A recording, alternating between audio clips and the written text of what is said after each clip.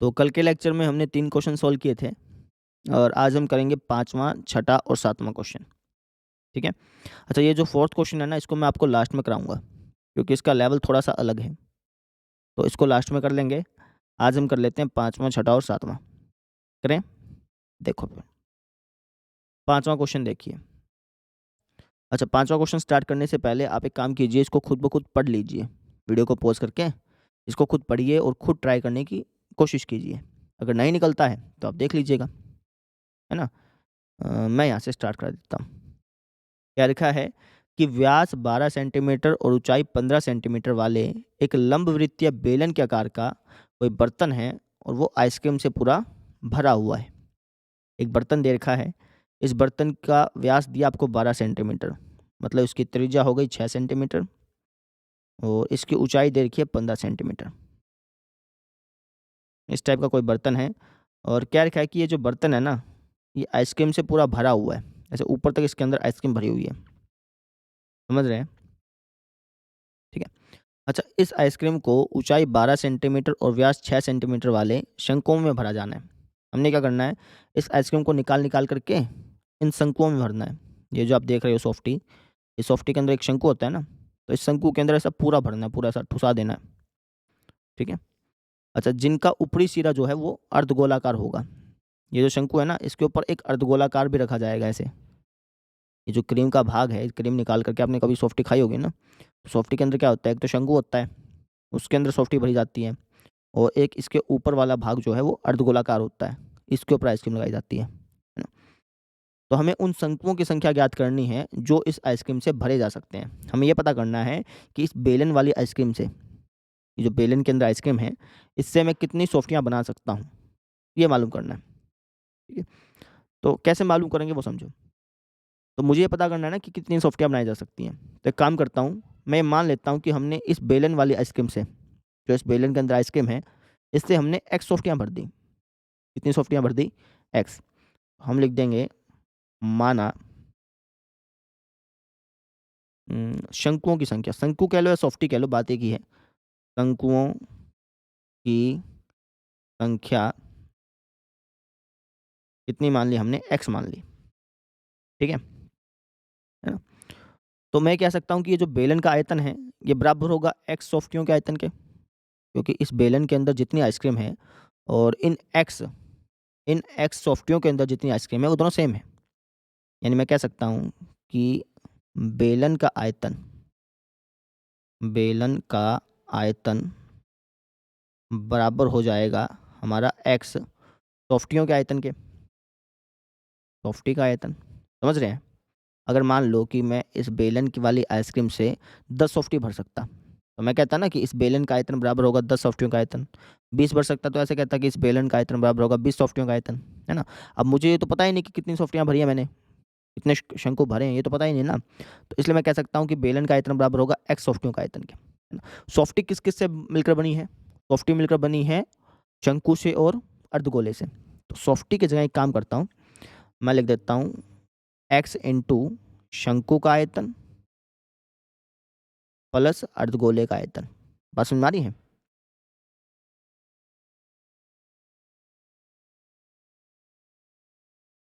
समझे क्या किया? देखो, हमने क्या कहा कि ये जो बेलन का आयतन है, ये बराबर होगा इस सॉफ्टी के आयतन के, जितनी भी सॉफ्टियाँ हैं। अब मुझे सॉफ्टियाँ पता ही नहीं थी, तो इसलिए मैंने कह दिया एक्स सॉफ्टियों के आयतन के। अब ये सॉफ्टी हैं किससे-किससे बनी हैं? एक तो शंकु है इसके नीचे और एक अर्धगोला है। तो सॉफ्टी की जगह मैंने लिख दिया शंकु और अर्धगोले का आयतन। बात समझ में आ गई? है ना? अब जब हम इसको सोल्व करेंगे ना, तो यहाँ से हमारी एक्स की वैल्यू आ जाएगी। यानी हमें ये पता चल जाएगा कि इस आइसक्रीम से हमने कितनी सॉफ्टियाँ बनाई हैं। बात क्लियर है? अच्छा जी, बेलन के आयतन का फ़ॉर्मूला होता है पाई आर स्क्वायर एच, है ना? अच्छा, एक्स का एक्स। शंकु के आयतन का फ़ॉर्मूला होगा 1/3 पाई आर स्क्वायर एच और अर्धगोले के आयतन का फ़ॉर्मूला होगा 2/3 पाई आर क्यूब। ठीक है? अब आपने ध्यान दिया, मैंने यहाँ पे कैपिटल आर लिखा, कैपिटल एच लिखा, यहाँ पे स्मॉल आर लिखा, स्मॉल एच लिखा, यहाँ पे स्मॉल आर लिखा। क्यों? क्योंकि देखो, शंकु की त्रिज्या और इस अर्धगोले की त्रिज्या, ये तो सेम है। शंकु की त्रिज्या और इस अर्धगोले की त्रिज्या सेम है। जो शंकु की त्रिज्या है, वही अर्धगोले की त्रिज्या है। इसलिए यहाँ पे भी स्मॉल आर, यहाँ पे भी स्मॉल आर, है ना? लेकिन जो बेलन की त्रिज्या ऊँचाई है और जो इनकी त्रिज्या ऊँचाई है, ये अलग-अलग है। बेलन की त्रिज्या तो है 6 और जो शंकु की त्रिज्या है वो कितनी है? वो है 3। व्यास 6 है ना, तो इस शंकु की त्रिज्या कितनी हो जाएगी? 3 हो जाएगी, है ना? और इसकी ऊंचाई अलग है और इन शंकुओं की ऊंचाई अलग है, तो इसलिए मैंने यहाँ पे कैपिटल एच और यहाँ पे स्मॉल एच लिखा। ये बात समझ में आ गई ना? अच्छा, एक काम करते हैं, वैल्यू रखते हैं अब। अच्छा, वैल्यू रखने से पहले एक काम नहीं कर लें, इन दोनों में से, इसमें से और इसमें से पाई आर स्क्वायर कॉमन आ रहा है, तो पाई आर स्क्वायर बाहर निकाल लेते हैं, तो हो जाएगा पाई आर स्क्वायर एच बराबर एक्स। इन दोनों में से क्या कॉमन आ गया? पाई आर स्क्वायर, है ना? पाई आर स्क्वायर मैंने निकाल लिया बाहर। यहाँ पे क्या बच गया? 1/3 एच, यहाँ पे क्या बच गया?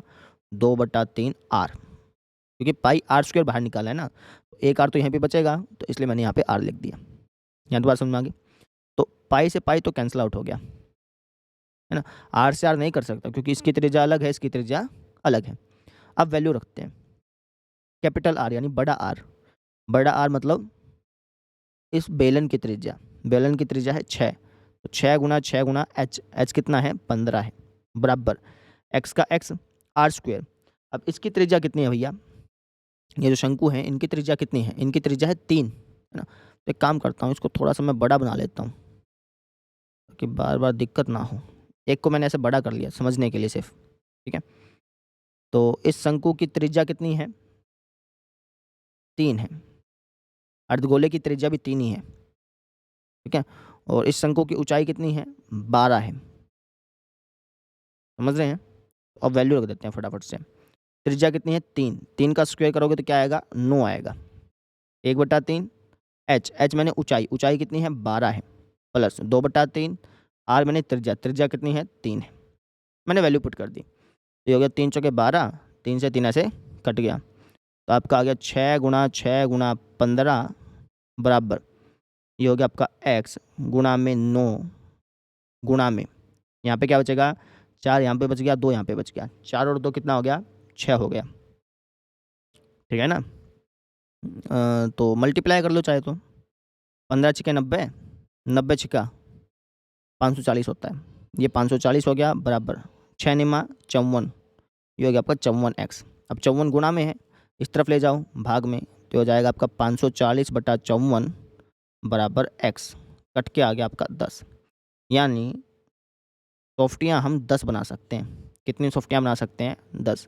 इस बेलन वाली आइसक्रीम से, जो बेलन के अंदर आइसक्रीम है, इससे अगर मैं सारी आइसक्रीम निकाल लूँ और शंकुओं के अंदर भरने लग जाऊँ, उसके ऊपर अर्धगोला लगाने लग जाऊँ, तो मैं ऐसे करते करते कितनी सॉफ्टियाँ बना सकता हूँ? 10।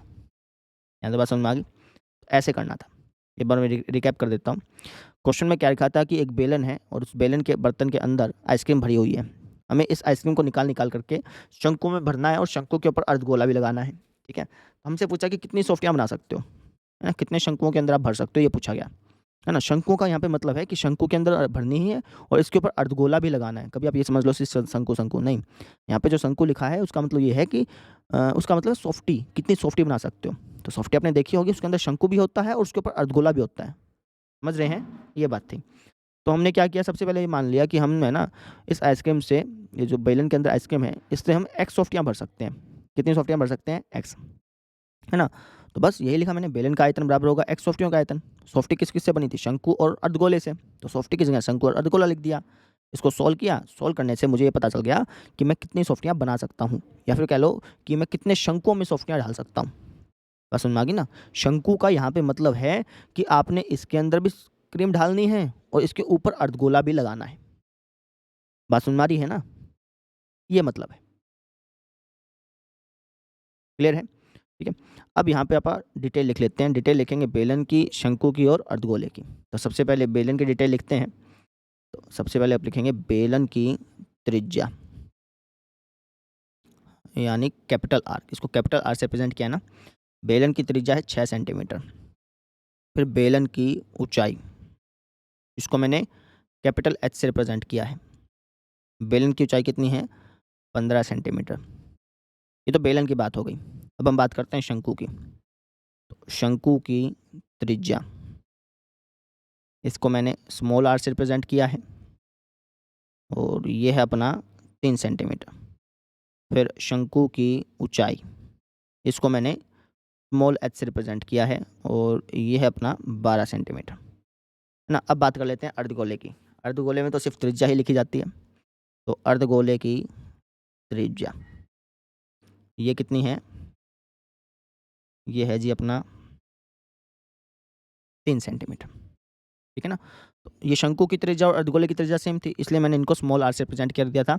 बेलन की त्रिज्या अलग थी, इसलिए मैंने इसको कैपिटल आर से रिप्रेजेंट किया, ठीक है। तो इस तरीके से आपने क्वेश्चन को सॉल्व करना है। आसान था ना। अब देखिए आप अगला क्वेश्चन, क्वेश्चन नंबर 6। ये भी क्वेश्चन पिछले क्वेश्चन जैसा ही है, बिल्कुल सेम टू सेम, है ना। पिछले क्वेश्चन में क्या था, एक आइसक्रीम का डब्बा था, उसमें से आइसक्रीम निकाल निकाल करके हमने ये पता करना था कि कितनी सॉफ्टियाँ बना सकते हैं। अब इस क्वेश्चन में क्या है, आपको है ना चांदी के सिक्के दे रखे हैं, आपको ये पता करना है कि कितने चांदी के सिक्कों को पिघला करके एक घनाभ बनाया जा सकता है। यानी आपको अब की बार चांदी के सिक्कों की संख्या पता करनी है। पिछली बार आपको क्या पता करना था, शंकुओं की संख्या पता करनी थी, और अब की बार चांदी के सिक्कों की संख्या मालूम करनी है। कैसे करेंगे वो समझो।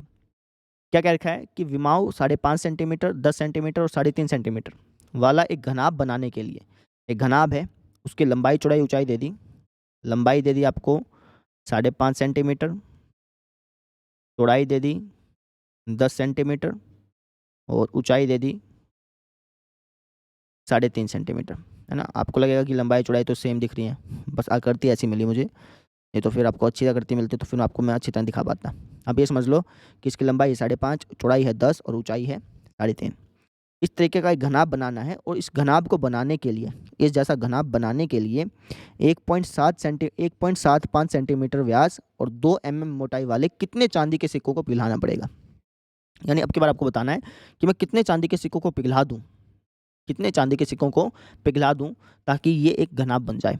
अब मुझे चांदी के सिक्कों की संख्या तो नहीं पता, मुझे तो बताना कि चांदी के सिक्के कितने पिघलाने हैं, है ना। तो एक काम करता हूँ, मैं इसको एक्स मान लेता हूँ। जैसे पिछले क्वेश्चन में हमें ये नहीं पता था कि कितनी सॉफ्टी भर सकते हैं, तो हमने क्या माना था, उसको एक्स माना था। अब इसी तरीके से मैं इसमें करूँगा, मैं मान लूँगा कि मैं अगर एक्स चांदी के सिक्कों को पिघला दूँ, कितने सिक्कों को, एक्स चांदी के सिक्कों को पिघला दूँ तो मैं एक घनाभ बना सकता हूँ, ऐसा मैं मान लूँगा। समझ रहे हैं। लिख के दिखाते हैं। हम लिखेंगे माना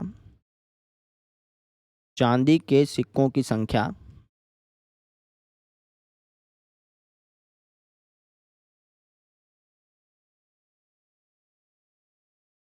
एक्स है। हमने ये मान लिया कि जो चांदी के सिक्के हैं ना ये एक्स हैं। कितने हैं, एक्स मतलब 10 हैं, 100 हैं, 50 हैं, कितने भी हो सकते हैं, हमें मालूम तो है नहीं, तो इसलिए हमने उसको नाम दे दिया एक्स। भाई चांदी के सिक्के कितने हमारे पास, एक्स। तो मैं ये कह सकता हूँ कि एक्स चांदी के सिक्कों का आयतन बराबर होगा घनाभ के आयतन के, है ना। तो यहाँ पे लिख देते हैं एक्स चांदी के सिक्कों का आयतन, चांदी के सिक्कों का आयतन बराबर होगा घनाभ के आयतन के, घनाभ का आयतन, है ना। अब इसमें वैल्यू पुट कर देंगे, वैल्यू पुट करने के बाद मुझे एक्स की वैल्यू मिल जाएगी, हमें ये पता चल जाएगा कि कितने चांदी के सिक्के। बात समझ में आ गई, ठीक है। तो एक्स का एक्स, चांदी के सिक्के किस शेप में होते हैं बताइए, शाबाश सोचिए, चांदी का जो सिक्का है वो किस शेप में होता है। सर्कल नहीं, सर्कल नहीं होता है, ध्यान देना। चांदी के सिक्के की एक मोटाई होती है ना। चांदी का सिक्का कुछ इस तरीके का होगा ना, जैसे उसके ऊपर तो सर्कल होगा ऐसे, उसके ऊपर सर्कल होगा, और उसकी अपनी एक खुद की मोटाई भी होगी, बेशक बहुत छोटी मोटाई हो, है ना। आपको क्या पता महसूस भी ना हो कि यार ये मोटाई है, लेकिन मोटाई होती है ना। जो सर्कल है वो 2D शेप है भाई, सर्कल क्या है, एक 2D शेप है, और रियल लाइफ में 2D शेप आपको मिलेगी ही नहीं। आप कागज़ का एक टुकड़ा ले लो, है ना, तो वो भी आपको 3D में मिलेगा, उसकी एक लंबाई होगी, चौड़ाई होगी, ऊंचाई होगी, वो भी एक घनाभ के आकार का होगा। आप ये नहीं कहेंगे कि रेक्टेंगल है, आप कभी नहीं कहेंगे। एक कागज़ का टुकड़ा भी ले लेंगे ना, तो आप कभी भी उसको आयत नहीं बोलेंगे, आप हमेशा उसको घनाभ बोलेंगे, क्योंकि उसकी एक छोटी सी बिल्कुल बारीक सी मोटाई होती ही होती है। समझ रहे हैं। ऐसे ही जो चांदी का सिक्का है उसकी अपनी एक मोटाई होती ही होती है ना। तो चांदी का सिक्का किस शेप का हो गया, बेलन की शेप का हो गया। किस शेप का हो गया, बेलन की, क्योंकि ऊपर सर्कल है, इसकी खुद की एक मोटाई है चांदी के सिक्के की, है ना। जूम कर लें तो उसको, तो कुछ इस तरीके का दिखेगा, समझ रहे हो। तो चांदी का सिक्का किस शेप की हो गया, बेलन की शेप का, और बेलन का आयतन क्या होता है, पाई आर स्क्वायर एच। तो यहाँ पे मैं क्या लिखूंगा, पाई आर स्क्वायर एच। बात सुन भाई, बराबर घनाभ का आयतन क्या होता है, एल गुणा बी गुणा एच, है ना। अब वैल्यू पुट करते हैं, चलो देखो। तो ये आपका हो गया एक्स, पाई की वैल्यू 22/7 इंटू आर, त्रिज्या किसकी? चांदी की। चांदी के सिक्कों की त्रिज्या दे रखी है, इसका व्यास दे रखा है 1.75 सेंटीमीटर व्यास, यानी इसका व्यास दे रखा है 1.75, है ना। तो इसकी त्रिज्या कितनी हो जाएगी? 1.75/2, बस समझ में आ गई। और इसकी ऊंचाई दे दी 2 mm। अब यहाँ पर समझो, ये वाली यूनिट सेंटीमीटर में, ये भी सेंटीमीटर में, ये भी सेंटीमीटर में, ये भी सेंटीमीटर में, जबकि ये जो ऊंचाई है ये mm में दे रखी है। तो एक काम करते हैं ना, इस mm को सेंटीमीटर में चेंज कर लेते हैं। जब आप मिलीमीटर को सेंटीमीटर में चेंज करते हैं ना, तो उसको आप 10 से भाग देते हैं, तो 2 मिलीमीटर किसके बराबर हो जाएगा? 2/10 सेंटीमीटर। अब 10 से भाग क्यों देते हैं ये मैं आपको बाद में बताऊंगा। अभी फ़िलहाल हम इस कैलकुलेशन को कर लेते हैं। जब मैं यहाँ पे डिटेल लिखूंगा ना, फिर मैं आपको बताऊंगा कि मिलीमीटर को सेंटीमीटर बनाते वक्त 10 से भाग क्यों देते हैं, ठीक है। तो अभी यहाँ पे फ़िलहाल लिख लेते हैं। रेडियस होगी हमारी 1.75/2 गुणा में 1.75/2, 2 बार लिखेंगे ना, स्क्वायर है, गुणा में h, ऊंचाई कितनी है? 2/10, सेंटीमीटर में बदल दिया ना, बराबर l गुणा b गुणा h, लंबाई चौड़ाई ऊंचाई, लंबाई ये है, चौड़ाई ये है, ऊंचाई ये है। तो ये हो गया हमारा 5.5 गुणा 10 गुणा 3.5, 10 गुणा 3.5, इस तरीके से, ठीक है। तो 2 से 2 कट गया, 2 से 22 कट गया 11 पे, और क्या कट रहा है? 7 से कट जाएगा, पॉइंट लगाए ना, तो 7 0 पॉइंट लग के 7 दूनी 14, 3 बच गया, और ये 35 हो गया, 7 पंजा 35, ऐसे कट गया। समझ मारी है? 7 0 0, ये 17 था, 17 तो पहाड़े पे जाता नहीं है, तो 7 दूनी 14, 3 बच गया, ये हो गया 35, 7 पंजा 35, ऐसे कटेगा, ठीक है। अच्छा, और कुछ कट रहा है? और कुछ यहाँ पे नहीं कट रहा है ना, तो आप ऐसे लिख दो, x इंटू 11 इंटू 0.25, है ना, गुणा में 1.75, और बटे में क्या बचा हुआ आपका? 10। इस तरीके से हो गया, बात समझ में आ गई। बराबर क्या है? 5.5 इंटू 10 इंटू 3.5, या तो आप मल्टीप्लाई कर लो, इस तरफ भी इस तरफ भी, है ना, या फिर एक काम करो, एक्स के जो यहाँ पे लगा हुआ है ना, इसको दूसरी तरफ भेज दो। अब 10 भाग में है, इस तरफ जाएगा तो गुणा में, तो हो जाएगा x बराबर 5.5 इंटू 10 इंटू 3.5 इंटू 10, समझ में आ गई। ये तो सेम का सेम 10 गुणा में आ गया, बटे में ये ऊपर था, नीचे आ जाएगा 11 इंटू 0.25 इंटू 1.75, है ना। अब यहाँ पे काटना स्टार्ट करना पड़ेगा। कैसे काटेंगे वो समझो। क्या क्या काटें भैया? देखो, 5.5 की 10 से मल्टीप्लाई करेंगे तो 55 होगा, और 3.5 की 10 से मल्टीप्लाई करोगे तो 35 हो जाएगा, है ना। ये हो जाएगा अपना 55 इंटू 35, बटे में, अब यहाँ पर तो कुछ हो नहीं पाएगा, एक काम करते हैं, 11 इंटू 0.25 इंटू 1.75, ऐसा का ऐसा लिख दिया, कोई दिक्कत नहीं है। तो एक काम करो ना, इस पॉइंट को हटा लो, पॉइंट को हटाओगे तो बटे में 100 आ जाएगा, इसको हटाओगे तो बटे में 100 आ जाएगा। अब ये जो बटे वाला 100 है, ये ऊपर चल जाता है ना। अगर डेनोमिनेटर में भी फ्रैक्शन हो, फ्रैक्शन के अंदर फ्रैक्शन हो ना, तो नीचे वाला जो फ्रैक्शन होता है ऊपर जाके रेसिप्रोकल हो जाता है, यानी ये 100 ऊपर चल गया। ऐसे ही ये वाला जो 100 है, ये भी कहाँ चल गया? ऊपर चल गया। समझ में आई मेरी बात? नहीं समझे? देखो, 0.25 था, पॉइंट हटा करके 100 लगाया, ये पॉइंट हट गया ना, ये पॉइंट हट गया। ऐसे यहाँ पे भी पॉइंट हटा के 100 लगाया, अब ये बटे में 100 था ना, ये ऊपर जाके रेसिप्रोकल हो जाता है, तो ऐसे कर दिया। अब काट लो, अब इस जीरो का तो कोई मतलब नहीं बनाना, तो मिटा दिया इसको। 25 चौका 100, ये कट जाएगा। अब और भी 5 5 पे कट जाएंगे, ये काट लो, 5 दिए 15, 5 5 25, और 5 कम 5, 5 कम 5, है ना। 35 से 35 काट लो, और क्या कट रहा है? 11 से 11 कट गया, है ना। 4 और 100 बच गया, 4 की 100 से गुणा करेंगे तो 400 आएगा। ये जो काटने वाला काम होता है ना, काटने पीटने का, मल्टीप्लाई का, ये आप अपने आप कीजिए। कि अगर आप देखेंगे कि आप सोचेंगे यार अच्छा इससे ये काटूँ, वो आप जब खुद काटेंगे ना, वही आपको ध्यान में रहेगा। समझ रहे हैं? मैंने तो इसको इससे काटा, इसको इससे काटा, आप अलग तरीके से काटते हैं। अब क्या पता 11 को 55 से नहीं काटते, आप इसको इससे काट लेते हैं, ठीक है। तो जो आप खुद काटेंगे, खुद सोल्व करेंगे कैलकुलेशन को, वही आपको याद रहती है। इसलिए मैं हमेशा कहता हूँ कि कैलकुलेशन वाला जो पार्ट होता है ये आप अपने आप किया कीजिए, ठीक है। इसलिए हमें यहाँ से क्या पता चल गया कि जो x की वैल्यू है वो 400 है, मतलब यानी मुझे 400 सिक्कों को पिघलाना पड़ेगा।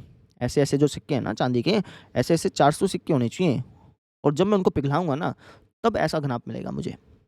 बस समझ में आ गई, है ना। अब डिटेल लिखते हैं यहाँ पे, सबसे पहले हम लिखेंगे चांदी के सिक्कों की। चांदी के सिक्के किस शेप में होते हैं? बेलन की शेप में, यानी बेलन की डिटेल। तो लिख देते हैं बेलनाकार सिक्कों की त्रिज्या, यानी आर। इसको स्मॉल आर से रिप्रेजेंट किया था ना मैंने, ठीक है। तो बेलनाकार सिक्कों की त्रिज्या कितनी है? 1.75/2 सेंटीमीटर। फिर बेलनाकार सिक्कों की ऊंचाई, इसको मैंने स्मॉल एच से रिप्रेजेंट किया था। ऊंचाई कितनी थी? 2/10 सेंटीमीटर। अच्छा, अब यहाँ पे बात आती है कि जी मिलीमीटर को सेंटीमीटर बनाते वक्त 10 से भाग क्यों देते हैं, है ना। तो देखो, आपको ये मालूम है कि 1 सेंटीमीटर में कितने मिलीमीटर होते हैं? 1 सेंटीमीटर में 10 मिलीमीटर होते हैं। 1 सेंटीमीटर में 10 होते हैं। आप कहेंगे जी मुझे कैसे मालूम होगा? स्केल देखा आपने कभी? देखा होगा ना। तो स्केल के अंदर जब 1 सेंटीमीटर होता है तो उसके अंदर 10 धारियाँ लगी होती हैं, छोटे छोटे, है ना। तो इसका मतलब हो गया कि 1 सेंटीमीटर में 10 मिलीमीटर होते हैं। 10 जो छोटे छोटे खाने बने होते हैं ना, वो 1 मिलीमीटर के होते हैं। तो 1 सेंटीमीटर में कितने कितने मिलीमीटर हो गए? 10, है ना। तो 1 मिलीमीटर में कितने सेंटीमीटर हो जाएंगे? जब आप बड़े से छोटे पे गए तो भाग हो जाएगी, 10 नीचे आ जाएगा, तो हो जाएगा 1/10 सेंटीमीटर, है ना। मुझे कितने में निकालना है? 2 में निकालना है। तो 2 मिलीमीटर में कितना हो जाएगा? 2 मिलीमीटर हो जाएगा 2/10 सेंटीमीटर, समझे।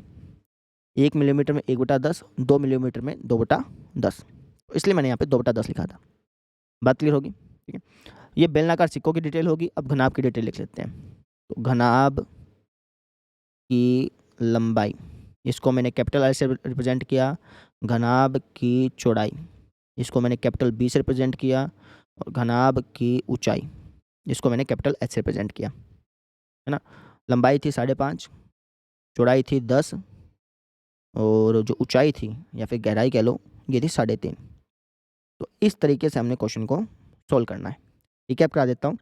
हमसे पूछा गया था कि हम कितने चांदी के सिक्कों को पिघलाएं ताकि एक घनाभ बन जाए। अब मुझे चांदी के सिक्कों की संख्या ज्ञात करनी थी, तो इसलिए मैंने उसको मान लिया x। इसका मतलब हो गया कि x चांदी के सिक्कों का जो आयतन होगा वो बराबर होगा घनाभ के आयतन के। तो फॉर्मूला लगाया, वैल्यू पुट करी, तो वहाँ से मुझे x की वैल्यू पता चल गई। मुझे ये पता चल गया कि कितने चांदी के सिक्कों को पिघलाना पड़ेगा, है ना। उसके बाद डिटेल लिख दी अपने ने, समझ गए। क्वेश्चन हमेशा यहाँ से स्टार्ट किया करो, यहाँ से। ये मत सोचा करो मैं तो डिटेल से स्टार्ट करूँगा, नहीं, डिटेल के लिए जगह छोड़ दो। यहाँ से हमेशा क्वेश्चन को स्टार्ट करना। और आपका जब जब आप क्वेश्चन को करोगे ना, तो आपको पता चल जाएगा, अच्छा त्रिज्या की ज़रूरत है, ऊंचाई की ज़रूरत है। फिर आप डिटेल लिखोगे ना, फिर आपको अच्छी तरह से समझ में आएगा, ठीक है। कर लेंगे। अब देखिए आप क्वेश्चन नंबर 7वां। ये क्वेश्चन भी बहुत सिंपल है, इसको पहले खुद पढ़ लो, उसके बाद देखना। पढ़ो, शाबाश।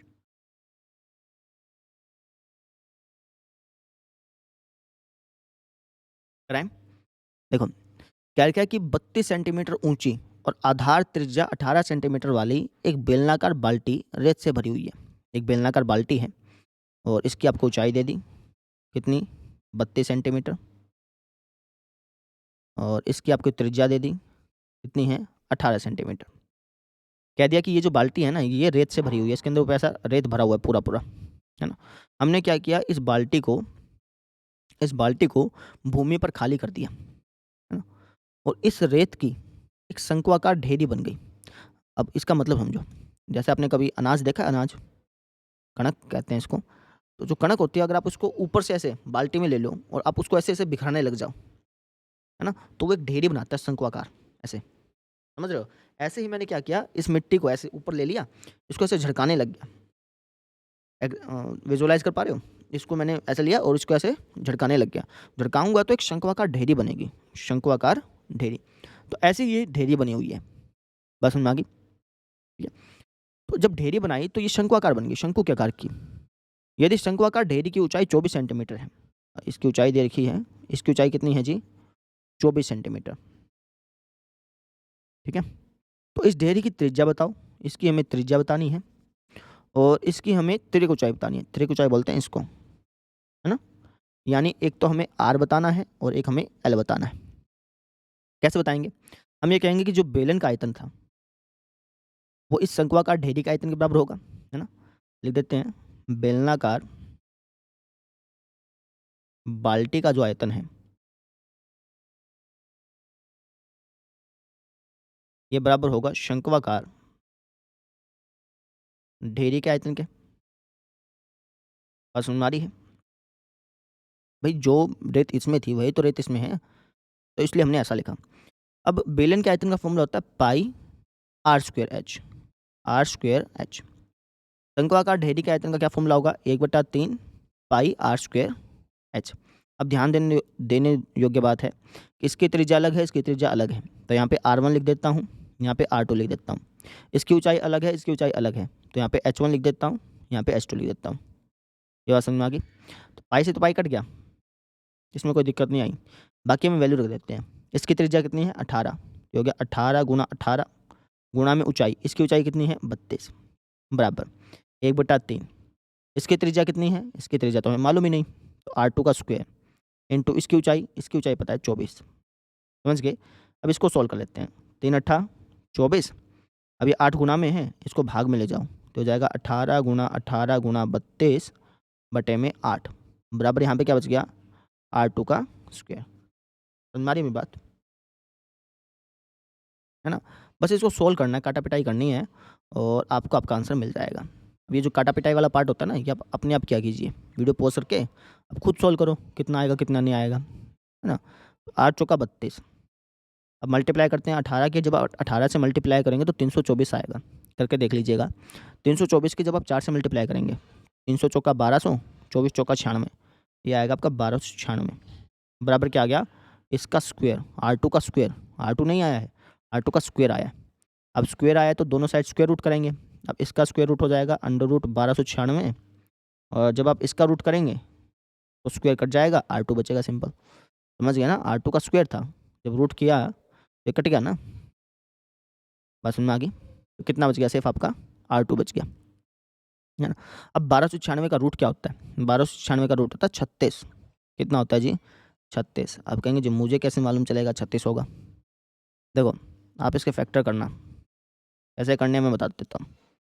एक मिनट, 1296 क्या करेंगे अपन, फैक्टर करेंगे। फिर जाएगा 2 पे, 2 चुके 12, 2 चुका 8, 2 अठे 16, 2 तिया 6, 2 दूनी 4, 2 चुका 8, 2 एकम 2, एक आंसर इस पे चल गया, 2 चुके 12, 2 दूनी 4, 2 अठे 16, 2 एकम 2, फिर 3 पे काटो, 3 दूनी 6, 2 बच गया, 3 सत्ता 21, 3 नियम 27, फिर 3 तिया 9, फिर 3 एकम 3, ऐसे। अब आप स्क्वायर रूट कर रहे हैं ना, तो 2-2 के पेयर बनाने होते हैं। जब आप क्यूब रूट करते हैं ना, तो 3-3 के पेयर बनते हैं, तो 2-2 के अपने ने पेयर बना लिए।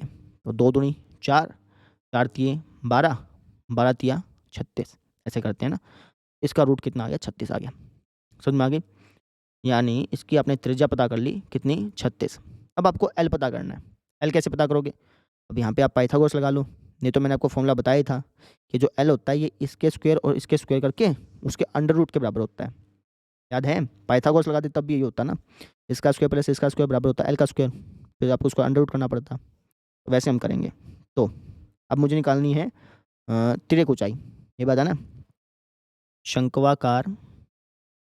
शंक्वाकार ढेरी की तिर्यक ऊंचाई, त्रिज्या तो मुझे पता चल गई, अब तिर्यक ऊंचाई पता करेंगे, यानी एल मालूम करेंगे।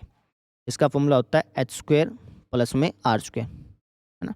यहाँ पे आर हमने क्या मानी है, R2, तो यहाँ पे R2 लिख देता हूँ, ठीक है। अच्छा एच कितना, ऊंचाई कितनी थी उसकी, इसका रूट भी होता है भैया। देखो एल स्क्वायर करते हैं ना, एल स्क्वायर बराबर होता है H square plus R square के।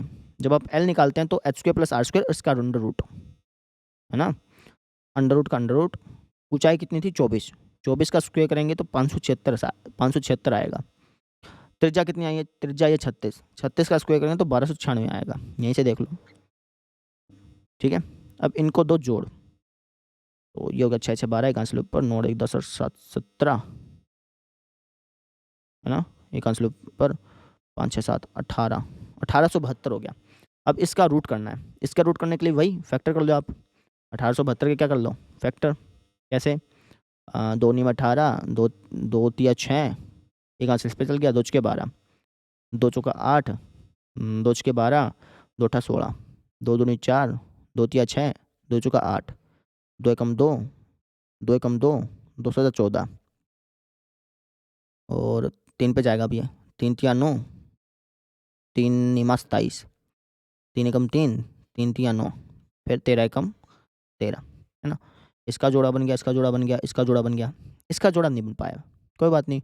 अब जोड़ा जब नहीं बन पाता तो हम क्या करते हैं, जो जोड़े बने हैं ना, जैसे 2, 2 और 3, 2 का जोड़ा बन गया, 2 का जोड़ा बन गया, 3 का जोड़ा बन गया, जो जोड़े बने हैं उनकी मल्टीप्लाई करके उसको बाहर फेंक देते हैं। कहने का मतलब 2 दूनी 4, 4 तिया 12, 12 को बाहर फेंक दिया बाहर। जिसका जोड़ा नहीं बन पाया उसको रखते हैं रूट के अंदर।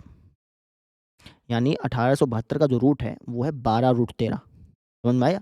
जो जोड़ा बन गया उसको बाहर फेंको और जो बेचारा अकेला बच गया उसको घर के अंदर रखो। समझ रहे हैं ना? जो जोड़ा बन गया उसको तो बाहर फेंक दो और जो अकेला बच गया उसको घर के अंदर रख लो। तो इसका रूट कितना आ गया? 12√13।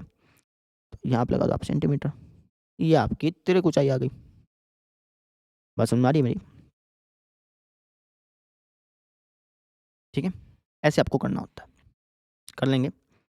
कैसे करना है वापस समझा देता हूँ। एक बाल्टी थी, हमसे कहा गया कि इस बाल्टी को जब हमने हवा में लटका करके ऐसे इसमें से मिट्टी निकाली तो ये कुछ ऐसे शंक्वाकार ढेरी बन गई, है ना? यानी इस बाल्टी का आयतन बराबर होगा इस शंक्वाकार ढेरी का आयतन के। हमने बराबर रखा, वहाँ से हमें इसकी त्रिज्या पता चल गई, जिसको मैंने R2 माना है ना, तो यहाँ पे भी R2 लिख देता हूँ। ठीक है, त्रिज्या पता चल गई और ऊंचाई थी ही, L निकाल ही लिया। ऐसे करना था। अब लिखते हैं यहाँ पर डिटेल। डिटेल में अपन लिखेंगे सबसे पहले बेलन की डिटेल, फिर शंकु की लिख देंगे। तो बेलनाकार बाल्टी की त्रिज्या, जिसको मैंने माना है R1, ये कितनी है? 18 सेंटीमीटर। बेलनाकार बाल्टी की ऊंचाई, इसको मैंने माना है H1, ये है जी 32 सेंटीमीटर। ठीक है, अब बात करते हैं शंकु की। तो शंक्वाकार ढेरी की त्रिज्या, इसको मैंने माना है R2, ये मुझे मालूम नहीं था। शंक्वाकार ढेरी की ऊंचाई, इसको मैंने माना है H2 माना होगा ना? हाँ, H2 मुझे मालूम था 24 है। अच्छा, शंक्वाकार ढेरी की तिर्यक ऊंचाई, ये मुझे मालूम नहीं था, यानी हमें L नहीं पता था।